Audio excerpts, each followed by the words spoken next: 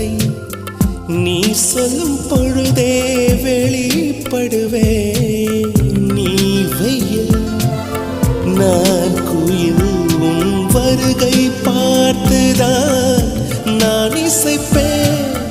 நீ உடை நான் இடை உன்னை உறங்கும் பொழுதும் நான் உடுத்திருப்பேன்.